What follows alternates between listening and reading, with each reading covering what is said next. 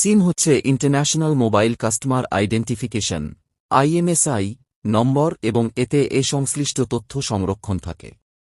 ব্যবহারকারীকে শনাক্ত ও প্রমাণীকরণের জন্য ব্যবহার করা হয় এ ধরনের নম্বর। গুরুত্বপূর্ণ এই জিনিসটি ব্যবহার করলেও কখনো কি লক্ষ্য করেছেন, প্রায় প্রতিটি সিম কার্ডেরই একটি কোণা কাটা থাকে। বিশ্বের যে দেশের সিম কার্ডই হোক না কেন, আশ্চর্যজনক হচ্ছে এর আকৃতি এবং এই কাটা কোণাটি প্রায় একই থাকে। শুরুতে এটি শুধু একটি ডিজাইনের অংশ বলে মনে হতে পারে, কিন্তু বাস্তবে এর পেছনে গুরুত্বপূর্ণ কারিগরি কারণ রয়েছে। এমএসএনের প্রতিবেদন অনুযায়ী সিম কার্ডের কোণা কাটা থাকে বলে ফোন ক্ষতি থেকে রক্ষা পায়।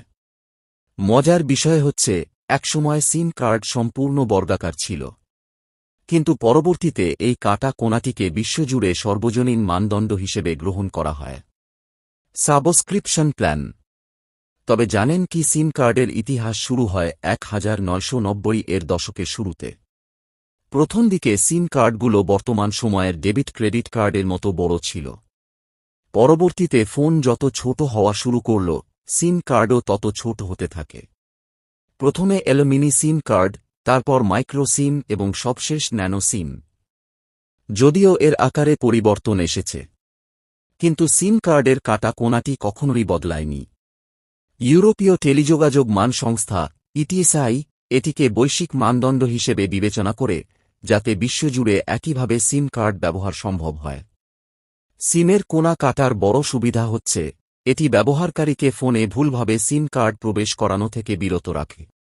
সিমের মাঝে থাকা সোনালী চিপটিকে ফোনের সিম স্লটে সঠিক অবস্থানে বসতে সহায়তা করে।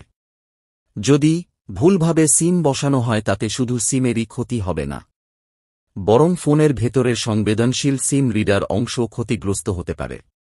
এ কারণে কাটা কোণাটি একটি নির্দেশনা হিসেবে কাজ করে, যা সিম ট্রেতে সঠিকভাবে সিম কার্ড বসানো সহজ করে দেয়। Telephone set.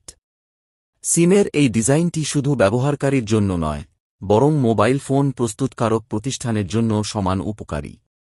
ফোনের সিম ট্রে এবং ভেতরের স্লট এই কাটা কোণার ওপর ভিত্তি করে নকশা করা হয়। এতে ফোন সংযোজনের সময় ভুলের সম্ভাবনা থাকে না।